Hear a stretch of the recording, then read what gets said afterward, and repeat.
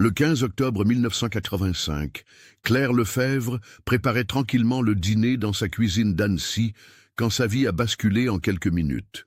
Sa fille Emma, âgée de 8 mois, dormait paisiblement dans son landau dans le petit jardin derrière la maison. Quand Claire est sortie vérifier sa fille, 5 minutes plus tard, le landau était vide. Emma avait disparu sans laisser la moindre trace.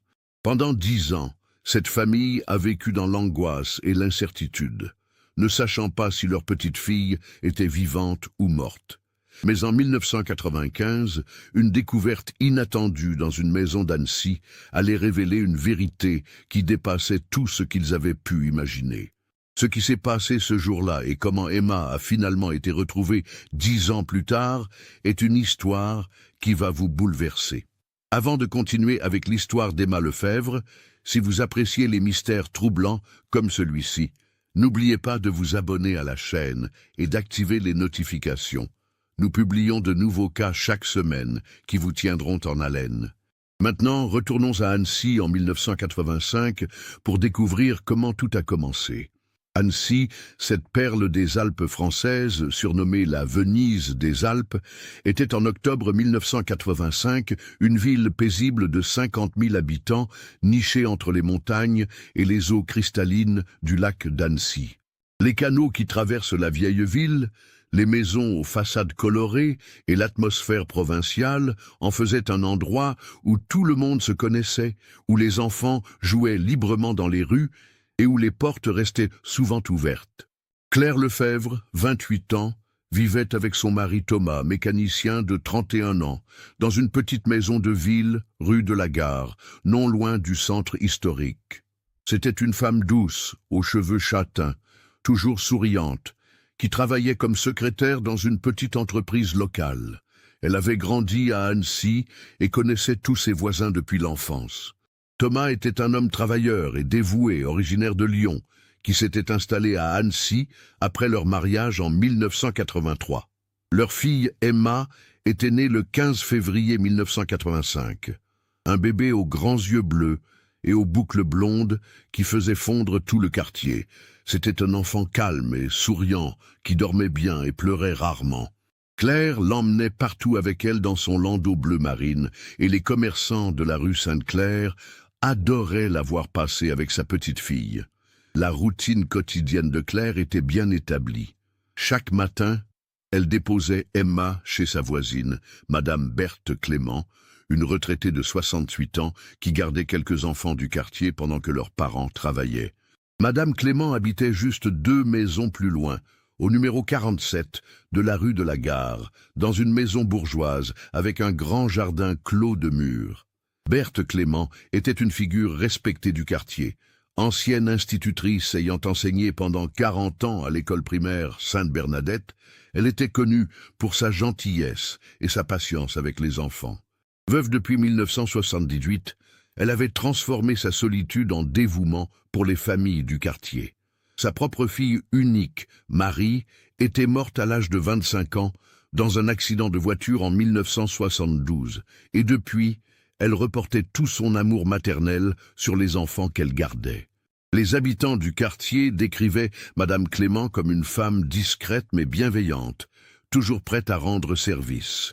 Elle était petite et menue, avec des cheveux gris toujours impeccablement coiffés en chignon, et portait invariablement des robes sombres boutonnées jusqu'au cou. Ses yeux bleus, derrière des lunettes à monture dorée, exprimaient une douceur qui rassurait immédiatement les parents.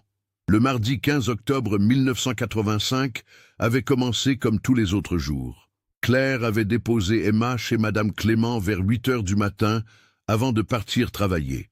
La journée d'automne était fraîche, mais ensoleillée, avec ce ciel bleu caractéristique des Alpes qui faisait scintiller les eaux du lac d'Annecy. Comme chaque soir, Claire était venue récupérer Emma vers 17h30. Le bébé dormait profondément, enveloppé dans sa petite couverture rose tricotée par Madame Clément elle-même. « Elle a été sage comme une image », avait dit la vieille dame avec son sourire habituel. « Elle a bien mangé et a fait une longue sieste cet après-midi. » De retour chez elle, Claire avait installé Emma dans son landau dans le petit jardin derrière la maison. C'était leur rituel du soir. Pendant que Claire préparait le dîner, Emma profitait de l'air frais dans son landau, protégée du vent par les murs du jardin. La cuisine donnait directement sur ce petit espace clos, et Claire pouvait surveiller sa fille tout en cuisinant. Ce soir-là, Claire préparait un pot-au-feu, le plat préféré de Thomas. Elle avait commencé par faire revenir les légumes vers 18 heures quand Emma s'était endormie dans son landau. Le jardin était parfaitement sécurisé, entouré de murs de pierre de 2 mètres de hauteur, avec une seule entrée par la cuisine. C'était un espace minuscule, d'à peine 10 mètres carrés, mais suffisant pour que le landau soit à l'abri et qu'Emma puisse respirer l'air pur. À 18h15, Claire était sortie vérifier si Emma avait assez chaud. Le bébé dormait paisiblement, ses petites mains dépassant de la couverture. Claire avait ajusté la capote du landau pour protéger sa fille du vent qui se levait et était retournée à sa cuisine. Absorbée par sa préparation, elle avait perdu la notion du temps. Les oignons grésillaient dans la poêle et elle s'affairait à éplucher les carottes quand elle entendit Thomas rentrer du travail vers 18h45. « Ça sent bon !» avait-il lancé en embrassant sa femme. « Et notre petite princesse ? Elle dort dans le jardin ?» avait répondu Claire. « Tu peux aller la voir si tu veux, mais ne la réveille pas. » Thomas s'était sorti dans le jardin pour saluer sa fille comme il le faisait chaque soir. Quelques secondes plus tard, Claire entendit sa voix, changée, tendue. « Claire, Claire, viens vite !» Quand elle était sortie de la cuisine, Claire avait d'abord vu Thomas immobile devant le landau vide. La couverture rose était encore là, ainsi que le petit oreiller, mais Emma avait disparu. Le landau était exactement à la même place. Rien ne semblait avoir été déplacé, mais le bébé n'était plus là. « Où est-elle » avait demandé Thomas, sa voix trahissant déjà la panique. Claire avait fouillé frénétiquement le landau, comme si Emma pouvait s'y cacher. Elle avait regardé sous les couvertures, derrière les roues, partout. Puis elle avait couru dans tout le petit jardin, cherchant des indices, une explication rationnelle. Mais il n'y en avait aucune. Les murs étaient trop hauts pour qu'on puisse les escalader facilement, surtout en portant un bébé. La seule entrée était par la cuisine, et Claire s'y trouvait en permanence. Comment quelqu'un avait-il pu entrer, prendre Emma et ressortir sans qu'elle s'en aperçoive ? Madame Henriette Favre, la voisine du numéro 52, était dans son jardin adjacent vers 18h30 quand elle avait entendu Claire crier. Séparée par un mur mitoyen d'1,50 m, elle pouvait voir une partie du jardin des Lefebvre. Elle témoignerait plus tard qu'elle n'avait rien remarqué d'anormal, aucun bruit suspect, aucune présence étrangère. « J'ai entendu Madame Lefebvre qui appelait son mari », raconterait-elle au policier. Sa voix était différente, affolée. C'est à ce moment-là que j'ai compris qu'il se passait quelque chose de grave. À 19h05, Thomas téléphonait à la gendarmerie d'Annecy depuis la cuisine, ses mains tremblant tellement qu'il avait du mal à composer le numéro. « Notre bébé a disparu », répétait-il dans le combiné. « Elle était dans son landau il y a une demi-heure, maintenant elle n'est plus là. » Les premiers gendarmes arrivèrent rue de la Gare à 19h20, menés par le brigadier-chef Jean-Paul Martel, un homme d'expérience de 45 ans qui connaissait bien Annecy et ses habitants. L'équipe comprenait également le gendarme Alain Rousset et la gendarme Sylvie Bonnard, spécialement formés pour les affaires impliquant des enfants. Le brigadier Martel inspecta immédiatement le jardin avec une lampe torche. L'obscurité était tombée, mais l'éclairage extérieur permettait de distinguer clairement l'espace. Il nota que le landau était intact, aucun signe de lutte ou de précipitation. La couverture d'Emma était encore chaude, confirmant que le bébé avait bien été là récemment. « Madame Lefebvre » demanda le brigadier d'une voix calme mais ferme. « Vous êtes certaine de l'heure à laquelle vous avez vu votre fille pour la dernière fois ?» Claire, encore sous le choc, répondit d'une voix tremblante. « Vers 18h15, peut-être 18h20. Je suis sorti vérifier qu'elle n'avait pas froid. Elle dormait profondément. » « Et vous étiez où exactement pendant les 30 minutes suivantes ?»« Dans la cuisine, juste là, » indiqua Claire en montrant la porte vitrée. « Je préparais le dîner. Je n'ai pas quitté la cuisine, je le jure. » Le gendarme Rousset examina minutieusement les murs du jardin. Ils mesuraient effectivement 2 mètres de hauteur, étaient en parfait état, sans aucune prise permettant de les escalader facilement. De plus, pour sortir avec un bébé, il aurait fallu d'abord le hisser par-dessus le mur, puis escalader soi-même, une manœuvre pratiquement impossible à réaliser en silence. La gendarme Bonnard interrogea les voisins immédiats. Madame Favre confirma qu'elle n'avait rien vu ni entendu d'anormal jusqu'au cri de Claire. Monsieur Roland Petit, qui habitait en face au numéro 51, était dans son salon qui donnait sur la rue et n'avait remarqué aucun véhicule suspect, aucun mouvement inhabituel. Le plus troublant était l'absence totale d'indices. Aucune empreinte dans la terre humide du jardin, aucun objet oublié, aucune trace de passage. C'était comme si Emma s'était volatilisée. À 21h, le commissaire Pierre Durand de la police judiciaire d'Annecy prit personnellement en charge l'enquête. C'était un homme méticuleux de 52 ans, avec 30 ans d'expérience, qui n'avait jamais eu affaire à la disparition d'un bébé dans des circonstances aussi mystérieuses. Dans ce type d'affaires, expliqua-t-il à ses collègues, les premières heures sont cruciales. Soit il s'agit d'un enlèvement crapuleux, et dans ce cas nous recevrons rapidement une demande de rançon, soit c'est plus complexe. L'hypothèse privilégiée était celle d'un enlèvement par des inconnus, possiblement liés à un trafic d'enfants. En 1985, plusieurs réseaux de ce type avaient été démantelés en Europe, et la presse parlait régulièrement de bébés volés pour être vendus à des couples stériles. Une enquête de voisinage approfondie fut lancée dès le lendemain matin. Tous les habitants de la rue de la Gare et des rues adjacentes furent interrogés. Les témoignages recueillis dressaient le portrait d'une famille normale, aimante, sans ennemis ni problèmes financiers qui pourraient motiver un enlèvement.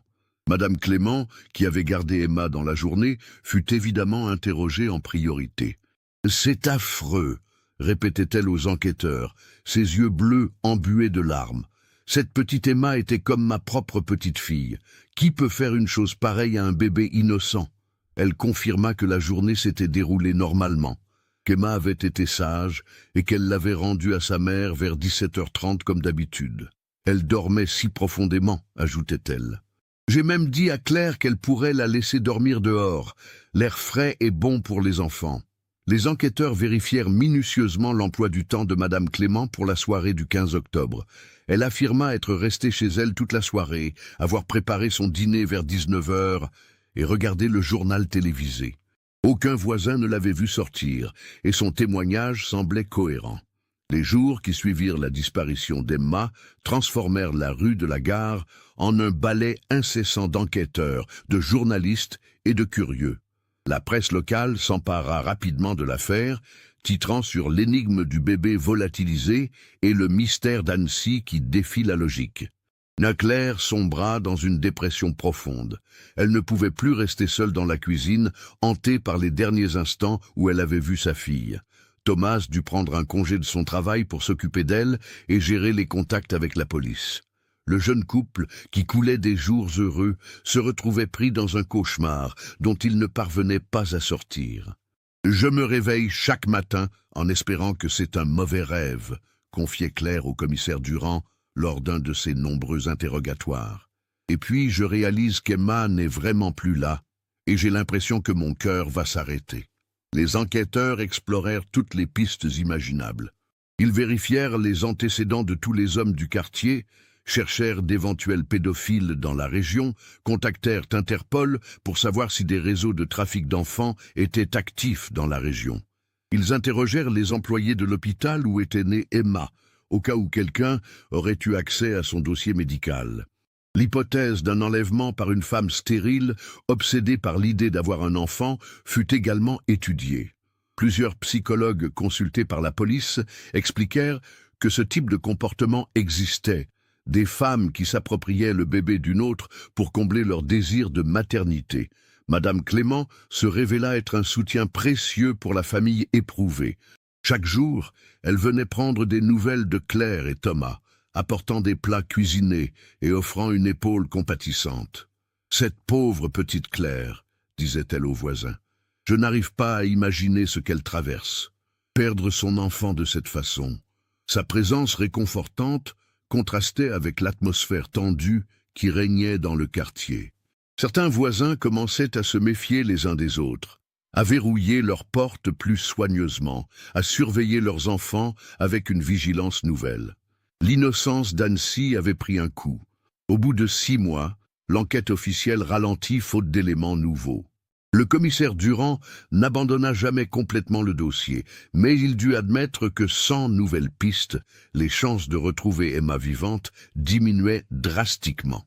Dans ce métier, expliquait-il à ses collègues, on apprend que certaines affaires restent sans solution, mais celle-ci me hante particulièrement. Un bébé ne disparaît pas dans la nature sans laisser de traces. Thomas reprit son travail au garage, mais ses collègues notaient qu'il n'était plus le même homme. Ses cheveux avaient grisonné prématurément, et il avait développé une habitude nerveuse de regarder constamment par-dessus son épaule, comme s'il cherchait encore sa fille partout où il allait. Claire, elle, ne se remit jamais vraiment. Elle retourna travailler au bout d'1 an, mais ses amis la trouvaient changée, distante, comme si une partie d'elle était restée prisonnière de ce soir d'octobre 1985. Elle parlait souvent d'Emma au présent, comme si sa fille était juste partie en voyage et allait revenir d'un moment à l'autre. Le couple déménagea finalement en 1988, ne supportant plus de vivre dans la maison où ils avaient perdu leur enfant. Ils s'installèrent dans un appartement du centre-ville d'Annecy, près de la vieille ville, espérant qu'un changement d'environnement les aiderait à tourner la page. Mais Madame Clément resta en contact avec eux. Elle leur rendait visite régulièrement, toujours avec la même gentillesse, la même compassion. « Vous ne devez jamais perdre espoir », leur répétait-elle. « Emma est quelque part, j'en suis certaine. Un jour, vous la retrouverez. » Ces paroles, prononcées avec une conviction troublante, réconfortaient Claire tout en l'intriguant. Comment cette vieille dame pouvait-elle être si sûre qu'Emma était encore vivante? Mais dans sa détresse, Claire s'accrochait à tous les espoirs, même les plus fragiles. Les années passaient, et la vie à Annecy reprenait peu à peu son cours normal.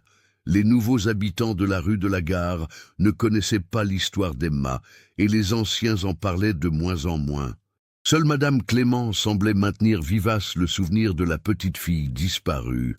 Elle avait pris l'habitude de se promener chaque soir dans le quartier, s'arrêtant parfois devant l'ancienne maison des Lefebvre, désormais occupée par une famille de Lyonnais.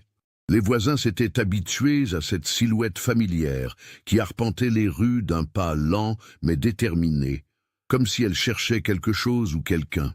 Madame Clément vieillit, se disaient les habitants. Depuis la disparition de la petite Emma, elle n'est plus tout à fait la même. Cette histoire l'a beaucoup marquée. Effectivement, la vieille dame avait changé. Elle était devenue plus secrète, plus distante avec les nouveaux enfants qu'elle gardait. Elle ne proposait plus ses services aussi spontanément et semblait préférer la solitude de sa grande maison. Mais personne ne s'inquiétait vraiment. Après tout, elle approchait des 80 ans et méritait bien de ralentir son rythme. En mars 1995, 10 ans presque jour pour jour après la disparition d'Emma, la municipalité d'Annecy décida de rénover le quartier de la rue de la Gare. Le projet incluait la démolition de plusieurs vieilles maisons vétustes pour construire un petit parc public et moderniser les canalisations. Madame Clément, maintenant âgée de 78 ans, apprit avec amertume que sa maison était sur la liste des bâtiments à démolir.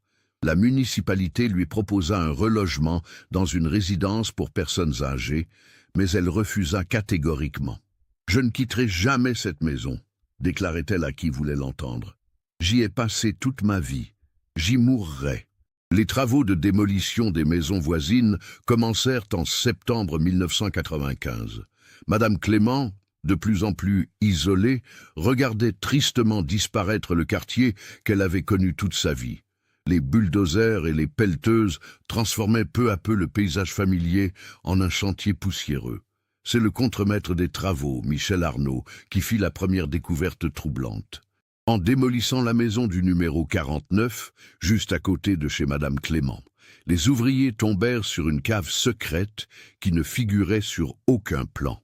Cette cave, accessible uniquement par un passage étroit dissimulé derrière une cloison de briques, contenait plusieurs objets étranges. On a trouvé des affaires de bébé, expliqua Michel Arnaud au maire adjoint, venu constater la découverte. Des vêtements, des jouets et aussi des papiers bizarres. Ça a l'air daté des années 80. Parmi les objets découverts se trouvait un petit pyjama rose de la taille d'un bébé de 8 mois. Plusieurs biberons encore dans leurs emballages, des couches de marque Pampers du modèle qui existait en 1985 et surtout un carnet de notes manuscrites qui allait bouleverser l'enquête. Le carnet, relié en cuir brun, contenait ce qui ressemblait à un journal intime, écrit d'une écriture soignée. Les premières pages, datées d'octobre 1985, racontaient l'histoire d'une femme âgée qui avait sauvé un bébé abandonné et décidé de l'élever comme sa propre petite-fille. 15 octobre 1985. Je n'ai pas pu la laisser pleurer toute seule dans ce jardin.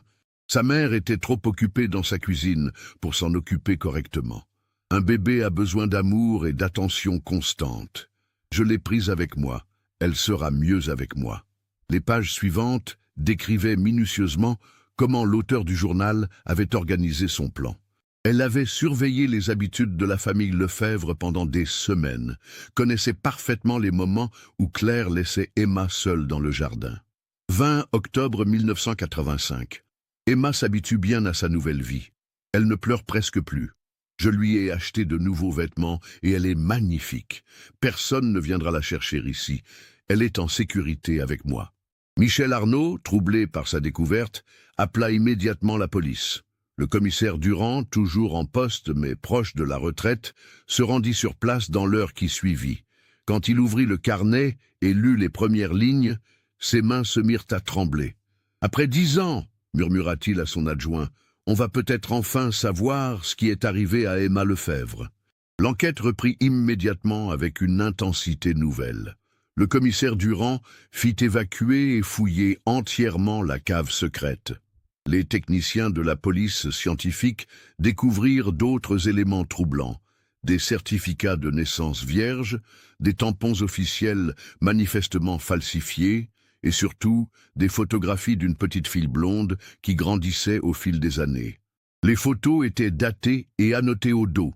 Emma, 1 an, Emma, 2 ans, et ainsi de suite jusqu'à Emma, 9 ans, pour la plus récente. La ressemblance avec les parents Lefebvre était frappante. Les mêmes yeux bleus, les mêmes boucles blondes que Claire avait dans sa jeunesse.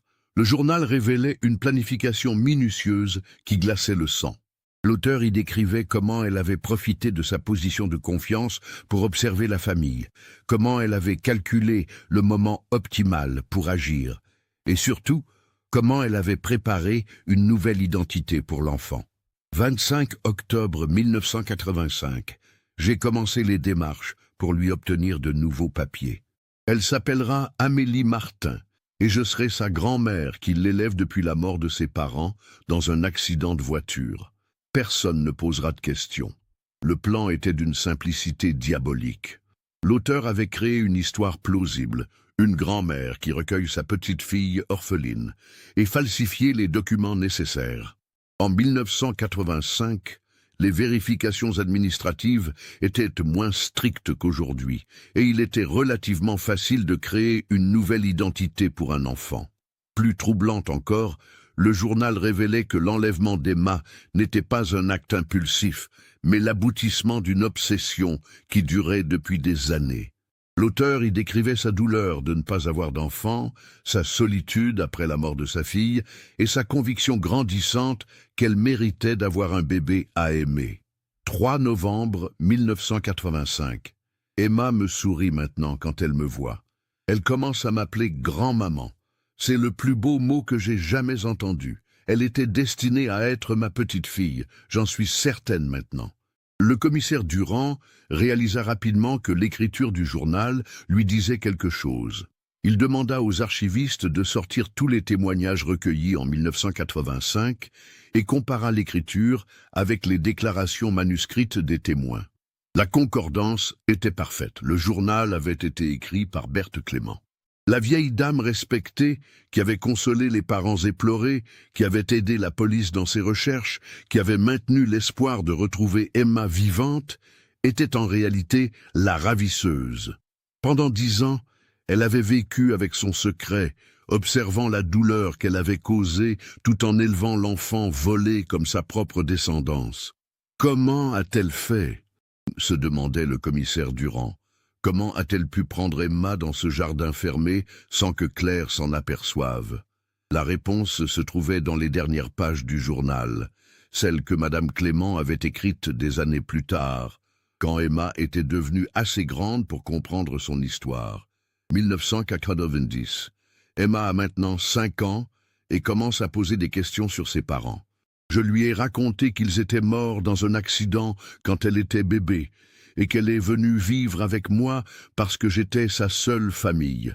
Elle accepte cette explication, mais parfois elle fait des cauchemars et appelle « maman » dans son sommeil. Ces moments me brisent le cœur. Le journal révélait également comment Madame Clément avait organisé sa fuite d'Annecy. Dès novembre 1985, prétextant des problèmes de santé, elle avait cessé de garder les enfants du quartier et s'était progressivement isolée. En février 1986, elle avait annoncé à ses voisins qu'elle partait vivre chez une cousine à Chambéry pour se faire soigner. En réalité, elle s'était installée dans un petit village des Bauges, près d'Aix-les-Bains, sous l'identité de Berthe Martin, grand-mère d'Amélie Martin. Elle avait loué une petite maison isolée où elle pouvait élever Emma, loin des regards indiscrets. Mais pourquoi était-elle revenue à Annecy? Le journal l'expliquait. 1993. Emma grandit et devient de plus en plus curieuse sur ses origines. Elle ressemble tellement à sa vraie mère que j'ai peur qu'on nous reconnaisse si nous restons trop longtemps au même endroit. Mais je ne peux pas supporter l'idée de la perdre. Elle est tout ce qui me reste. Le commissaire Durand comprit alors l'ampleur de la manipulation. Madame Clément était revenue à Annecy en 1994, officiellement pour finir ses jours dans sa maison d'enfance, mais en réalité pour surveiller les parents d'Emma et s'assurer qu'ils n'avaient pas abandonné leurs recherches. Le plus choquant était de découvrir qu'elle avait continué à rendre visite à Claire et Thomas, offrant son soutien et ses encouragements, tout en sachant parfaitement où se trouvait leur fille. Cette cruauté psychologique dépassait l'entendement. Mais où était Emma maintenant? Le journal ne donnait aucune indication sur sa localisation actuelle. Les dernières entrées dataient de 1994, quand Madame Clément avait décidé de revenir à Annecy. Depuis, plus rien. Le commissaire Durand se dirigea immédiatement vers la maison de Madame Clément, accompagné de 4 gendarmes. Il était 14 heures quand ils frappèrent à la porte du numéro 47, rue de la Gare. Personne ne répondit. Les voisins expliquèrent qu'ils n'avaient pas vu la vieille dame depuis plusieurs jours. « Elle sort de moins en moins », dit Madame Favre. « La semaine dernière, je l'ai aperçue qui chargeait des valises dans sa voiture. J'ai pensé qu'elle partait peut-être en vacances. » L'un des gendarmes fit le tour de la maison et découvrit que la porte de derrière était entr'ouverte. À l'intérieur, l'habitation semblait avoir été vidée à la hâte. Il manquait des vêtements dans les armoires, des objets personnels sur les étagères, et surtout, la voiture de Madame Clément n'était pas dans le garage. Sur la table de la cuisine, une lettre était posée, adressée à la police d'Annecy. Le commissaire Durand l'ouvrit avec des mains tremblantes. « Messieurs les policiers, si vous lisez cette lettre, c'est que vous avez découvert mon secret. J'avais prévu ce jour depuis longtemps. Emma et moi sommes partis loin d'ici, dans un endroit où vous ne nous trouverez jamais. Je ne regrette rien de ce que j'ai fait. Emma était négligée, abandonnée dans ce jardin pendant que sa mère cuisinait. Moi je l'ai aimée chaque jour de ces 10 années comme aucune mère n'a jamais aimé son enfant. Elle ne vous connaît pas. Pour elle, je suis sa seule famille. Lui enlever cela maintenant serait la vraie cruauté. Berthe Clément. Un avis de recherche fut immédiatement lancé dans toute la France pour retrouver Berthe Clément et Emma, maintenant âgées de 10 ans. La description de la voiture, une Peugeot 305 bleue, immatriculée 74 et 74, fut diffusée à tous les postes de police et de gendarmerie. Claire et Thomas, prévenus par téléphone, arrivèrent au commissariat dans un état de choc total. Apprendre que leur fille était vivante, qu'elle avait grandi à quelques kilomètres d'eux pendant des années et que la femme qui les avait consolés était en réalité la ravisseuse, dépassait leur capacité de compréhension. 10 ans, répétait Claire en sanglotant. 10 ans qu'elle nous faisait croire qu'elle compatissait, qu'elle espérait avec nous. Comment peut-on être aussi cruel? Thomas, lui, oscillait entre la rage et l'espoir. Où est ma fille maintenant? Qu'est-ce qu'elle lui a raconté sur nous? Emma se souvient-elle de nous?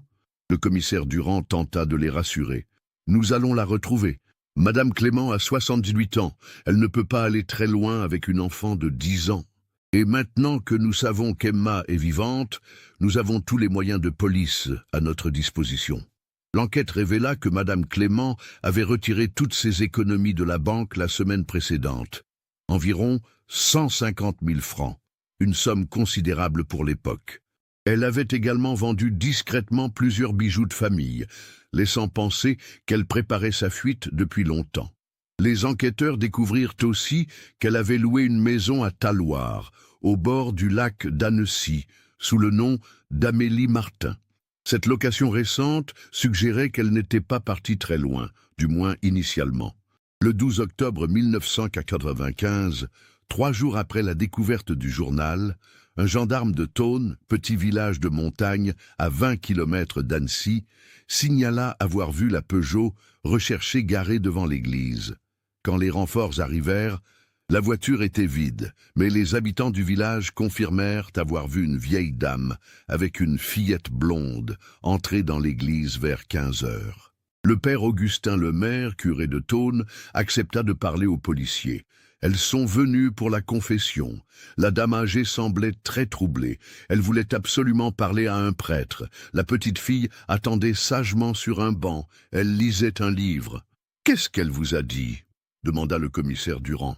« Je ne peux pas trahir le secret de la confession, » répondit le prêtre, « mais je peux vous dire qu'elle cherchait le pardon pour des actes qu'elle estimait justifiés par l'amour, et elle m'a demandé s'il était possible de racheter 10 années de bonheur par une vie de prison. » Cette information confirma que Madame Clément savait que sa fuite touchait à sa fin. Mais où était-elle maintenant? La réponse vint le lendemain matin. Un randonneur découvrit la Peugeot bleue abandonnée sur un chemin forestier près du col de la Forclaz, à 1100 mètres d'altitude.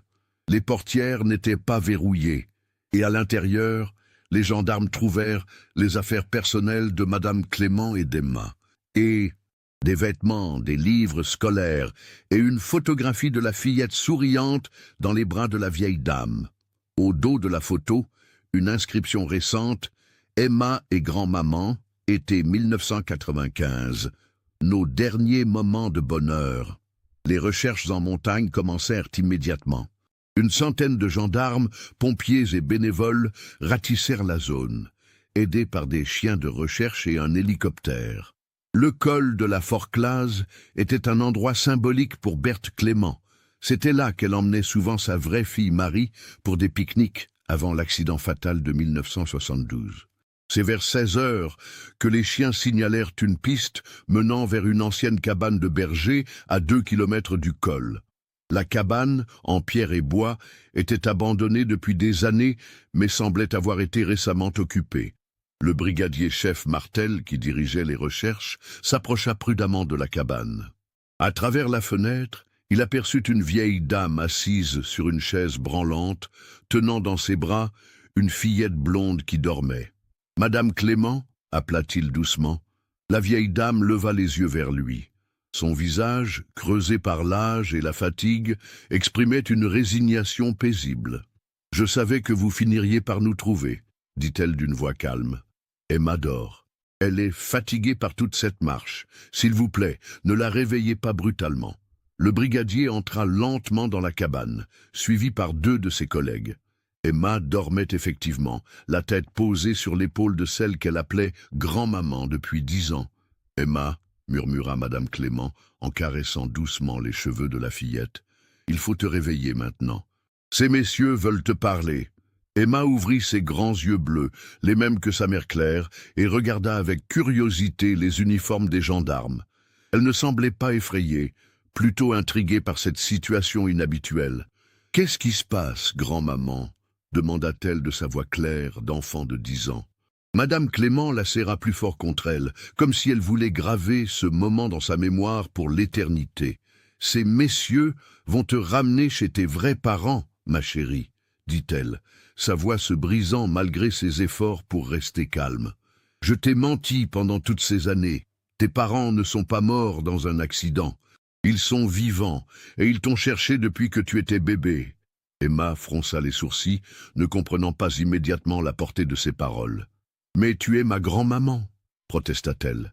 Tu me l'as toujours dit. »« Non, ma chérie, » répondit Berthe Clément, les larmes coulant maintenant librement sur ses joues ridées. « Je ne suis pas ta vraie grand-mère. Ton vrai nom n'est pas Amélie Martin, c'est Emma Lefebvre. Et tes vrais parents t'aiment plus que tout au monde. » Le retour d'Emma à Annecy fut aussi bouleversant qu'espéré. Claire et Thomas attendaient au commissariat quand les gendarmes amenèrent leur fille, maintenant âgée de 10 ans et demi. La fillette qu'ils avaient perdue comme bébé était devenue une petite fille aux longs cheveux blonds, aux yeux bleus identiques à ceux de sa mère, mais qui ne les reconnaissait absolument pas. Le premier regard entre Emma et ses parents biologiques fut déchirant. Claire, qui avait imaginé ce moment pendant 10 ans, se retrouvait face à une enfant qui la regardait avec la politesse distante qu'on réserve aux étrangers. Emma se cachait derrière la jupe d'une assistante sociale, observant avec méfiance ces adultes qui prétendaient être ses parents. « Bonjour, » dit finalement Emma d'une petite voix. « Les gendarmes m'ont dit que vous étiez mon papa et ma maman d'avant, mais je ne me souviens pas de vous. » Ces mots, prononcés avec l'innocence d'une enfant, brisèrent le cœur de Claire. Comment reprocher à sa fille de ne pas se souvenir de ses premiers mois de vie? Comment lui expliquer 10 années d'amour et d'angoisse? Thomas s'agenouilla à la hauteur d'Emma et lui montra une photographie qu'il gardait toujours dans son portefeuille. Celle d'un bébé de 8 mois aux boucles blondes, souriant dans les bras de ses parents. « C'est toi, Emma, » dit-il doucement. « Tu étais notre petite fille et tu l'es toujours. Nous ne t'avons jamais oublié, pas un seul jour. » Emma examina attentivement la photo, puis regarda alternativement Claire et Thomas, cherchant à retrouver les visages du couple jeune sur ce cliché vieux de 10 ans. « Vous avez l'air différent, » dit-elle finalement. « Vous êtes plus vieux maintenant. » Cette remarque innocente fit sourire Thomas malgré l'émotion. « Oui, nous avons vieilli. Toi aussi tu as grandi. Mais notre amour pour toi n'a jamais changé. » L'adaptation ne fut pas simple. Emma avait vécu 10 années avec Berthe Clément, qu'elle aimait sincèrement comme sa grand-mère. Apprendre que toute son histoire personnelle était un mensonge, que celle qui l'avait élevée l'avait en réalité kidnappée, était un traumatisme considérable pour une enfant de son âge. Les psychologues qui suivirent Emma expliquèrent à Claire et Thomas qu'ils devaient être patients. Emma a développé un attachement réel pour Madame Clément, leur dit le docteur Martineau, psychiatre spécialisé dans l'enfance. Pour elle, cette femme n'est pas une kidnappeuse, c'est la personne qui l'a nourrie, protégée et aimée pendant 10 ans. Il faudra du temps pour qu'elle comprenne et accepte sa vraie histoire. Emma posait beaucoup de questions sur Madame Clément. Où est grand-maman maintenant? Est-ce qu'elle va en prison? Est-ce qu'elle était méchante? Ces questions étaient autant de défis pour Claire et Thomas, qui devaient expliquer l'inexplicable sans détruire l'amour qu'Emma portait à celle qui l'avait élevée. Claire choisit la vérité, adaptée à l'âge de sa fille. Madame Clément aimait vraiment Emma, mais elle a fait quelque chose de mal en te prenant à nous quand tu étais bébé. Elle était très triste d'avoir perdu sa propre fille, et elle pensait que t'aimer pourrait guérir sa tristesse. Maintenant, elle doit être punie pour ce qu'elle a fait, mais cela ne veut pas dire qu'elle ne t'aimait pas. Berthe Clément, elle, fut jugée en mars 1996 par le tribunal correctionnel d'Annecy. Âgée de 69 ans, affaiblie par des mois de détention, elle comparaissait pour enlèvement et séquestration de mineurs. Son avocat plaida la responsabilité diminuée due à son grand âge et au traumatisme causé par la mort de sa fille en 1972. Pendant tout le procès, Madame Clément maintint qu'elle avait agi par amour. « Emma était négligée », répétait-elle. « Je l'ai sauvée d'une vie sans attention. Regardez comme elle a grandi, comme elle est intelligente et équilibrée. Je lui ai donné 10 années de bonheur. » Ces déclarations indignaient Claire et Thomas, mais les psychologues confirmaient qu'Emma avait effectivement reçu une éducation aimante. Paradoxalement, La kidnappeuse avait été une excellente mère de substitution, ce qui rendait la situation encore plus complexe. Emma demanda à ses parents si elle pouvait écrire une lettre à Madame Clément. Cette demande les troubla, mais ils acceptèrent, comprenant que leur fille avait besoin de faire ses adieux à celle qui avait été sa figure maternelle pendant une décennie. « Chère grand-maman », écrivait Emma de son écriture soignée de CM2, « les gendarmes m'ont expliqué que tu avais fait quelque chose de mal en me prenant à mes vrais parents. Je ne comprends pas tout, mais je veux que tu saches que je ne t'oublie pas. Tu m'as appris à lire, à faire du vélo, et tu me chantais des chansons le soir. Merci pour tout cela. J'espère que tu ne seras pas trop triste en prison. Emma. » Cette lettre fut lue au procès et émut toute l'assistance. Même le procureur, qui réclamait une peine ferme, reconnut que l'affaire présentait une complexité émotionnelle rare.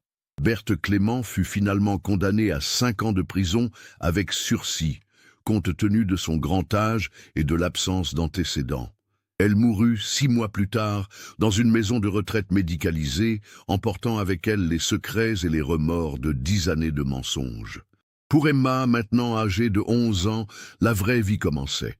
Elle apprenait à connaître ses parents biologiques, découvrait qu'elle avait des grands-parents maternels qui l'adoraient, des oncles et tantes qui avaient pleuré sa disparition. Toute une famille qui s'était agrandie d'une fillette qui leur était revenue après 10 ans d'absence. Les premières années furent difficiles. Emma faisait parfois des cauchemars, appelait encore grand-maman dans son sommeil et traversait des périodes de colère contre le mensonge qui avait construit sa petite enfance. Mais l'amour patient de Claire et Thomas, aidé par un suivi psychologique adapté, permit progressivement à la famille de se reconstruire. Emma conserva quelques objets que Madame Clément lui avait donnés, des livres, une poupée, une petite chaîne en or, non par nostalgie pour la kidnappeuse, mais parce qu'ils faisaient partie de son histoire personnelle. Claire et Thomas comprirent qu'ils ne pouvaient pas effacer 10 années de la vie de leur fille, et qu'ils devaient accepter que Berthe Clément ait fait partie de son développement.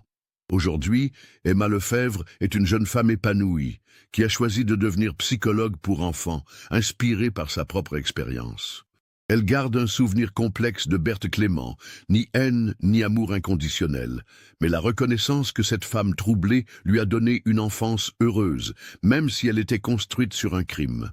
Cette histoire bouleversante nous rappelle que derrière les actes les plus inexplicables se cachent parfois des douleurs profondes qui peuvent pousser des personnes apparemment respectables vers l'irréparable. Elle nous interroge aussi sur la nature de l'amour parental et sur la capacité de résilience des enfants face aux traumatismes les plus complexes. Qu'avez-vous pensé de cette histoire troublante? Pouvez-vous comprendre les motivations de Berthe Clément sans pour autant excuser ses actes? Comment une famille peut-elle se reconstruire après 10 années de séparation? Partagez vos réflexions dans les commentaires ci-dessous. Si ce type d'enquête vous passionne et que vous voulez découvrir d'autres mystères familiaux, n'oubliez pas de vous abonner à la chaîne et d'activer les notifications. Laissez un like si cette histoire vous a marqué et partagez-la avec quelqu'un qui s'intéresse aux affaires criminelles françaises. Car c'est en comprenant ces drames humains que nous pouvons mieux protéger nos enfants et nos familles.